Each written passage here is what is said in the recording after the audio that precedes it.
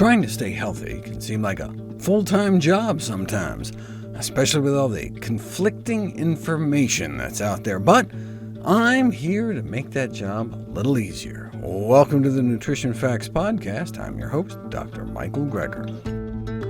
How are the recommended daily and weekly doses of vitamin B12 derived? There are a couple ways to derive vitamin B12 recommendations.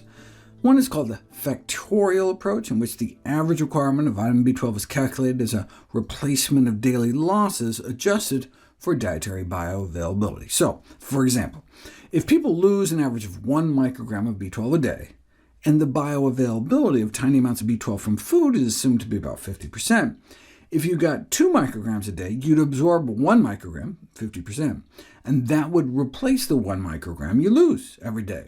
But that's just the average daily requirement based on average daily losses.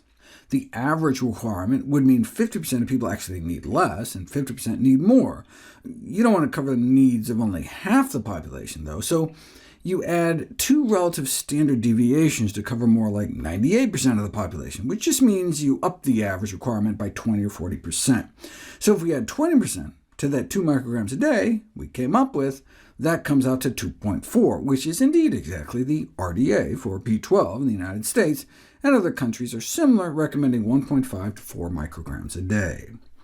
Another way to derive B12 recommendations is to see what dose maximizes B12 function within the body.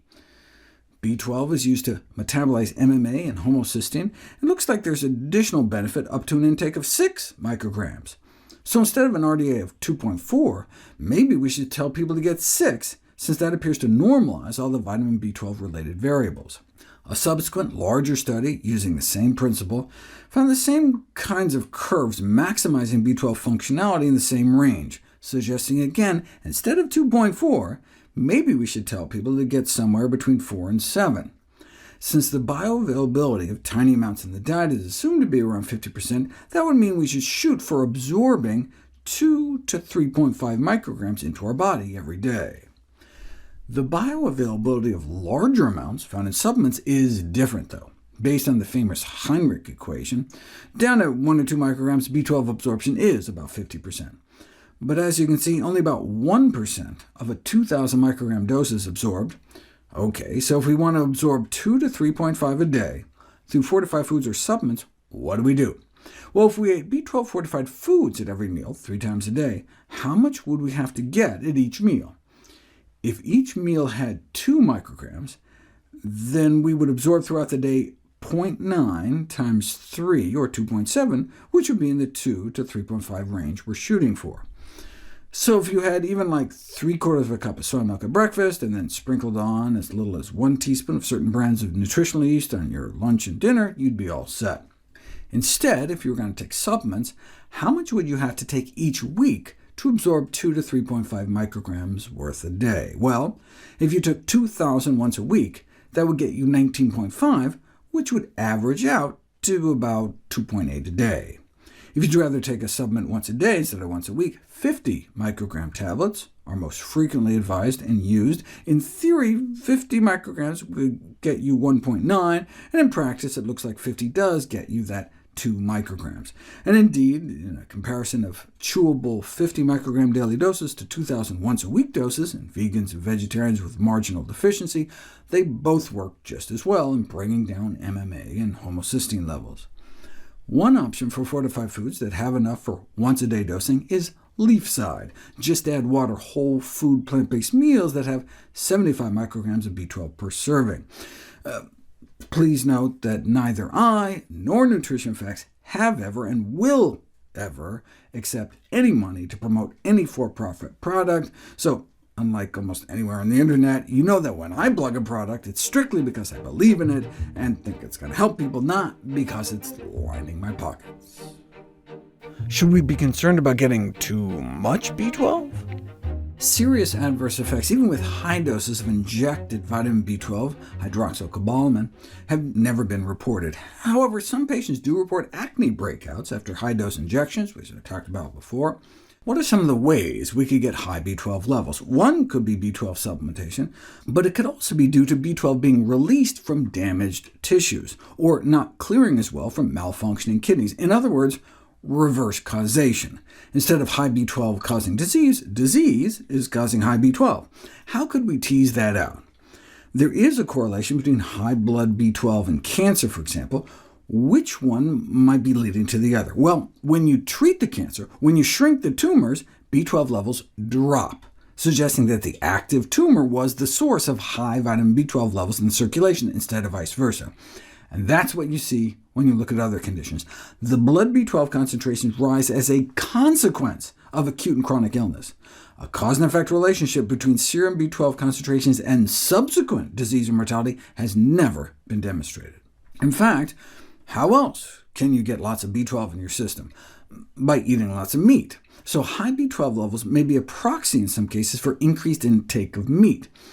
If you go back and separate out the effects of different sources of B12, high intake of vitamin B12 in the form of supplements was not associated with any adverse effect on mortality, and therefore it can be regarded as safe.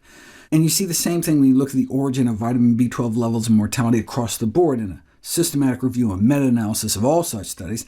High blood concentrations caused by dietary sources of vitamin B12, meat, eggs, and dairy, may increase all-cause mortality, but when B12 levels are high from supplement sources, there doesn't seem to be a problem, while higher mortality associated with cardiovascular disease or obesity is associated with higher intake of foods like meat. The bottom line is that long-term studies clearly indicate that treatment with even high pharmacological doses of B12 and the corresponding increase in serum B12 levels do not increase mortality risk. Supplemental forms of B12 are considered safe. There's no evidence-based tolerable upper intake level for vitamin B12, because you just poop out whatever you don't absorb. Remember, when you take a single weekly megadose of 2,000 micrograms of B12, you only absorb about 20 micrograms of it, and the other 1,980 just get flushed down the toilet. But wait, before that happens, that massive load of B12 hits our colon. Might that be mucking with our microbiome? You think we need B12. We only need it for 2 enzymes, where it's required for more than a dozen enzymes in bacteria. Only a minority of the bacteria in our gut may make it, though, yet the vast majority need it. So where do they get it? They borrow it from a neighbor, like going next door to get a cup of flour or something. We may have 1,000 or more different species in our gut, and they share vitamins. It's like one big open bazaar down there.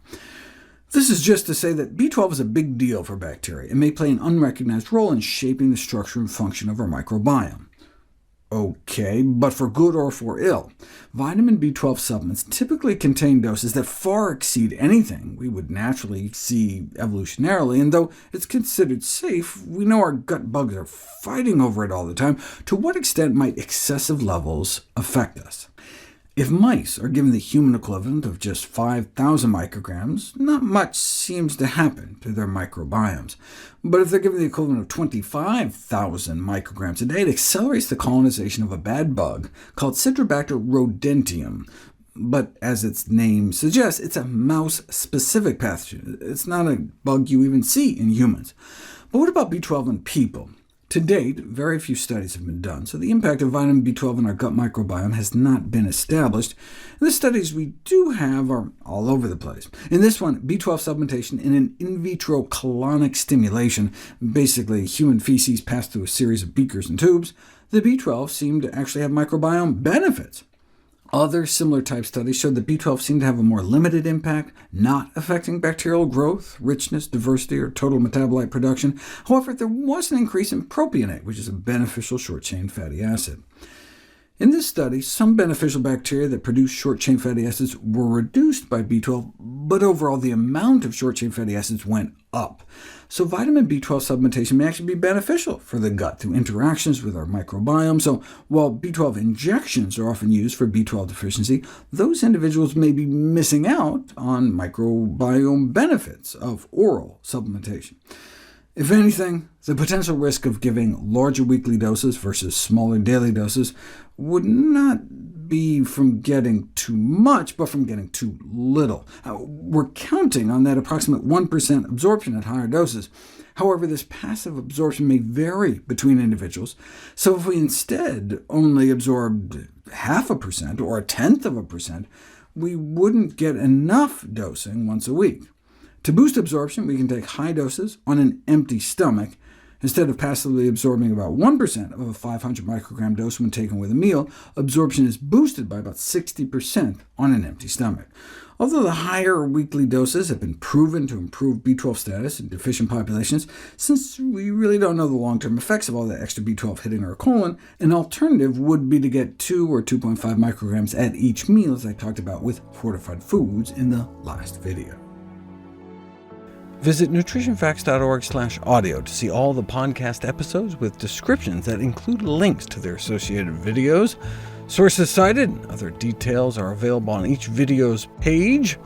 Information about my books, How Not to Die, How Not to Diet, and How Not to Age, and the upcoming How Not to Hurt, and my primers on Ozempic, ultra-processed foods, and natural approaches to cholesterol lowering can be found at NutritionFacts.org/books. All proceeds from book sales that I receive go straight to charity.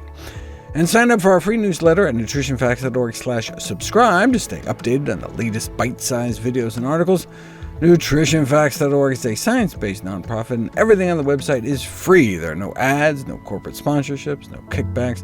We're strictly non-commercial, not selling anything, just put up as a public service, as the labor of love, as a tribute to my grandmother, whose own life was saved with evidence-based nutrition. Thanks for listening.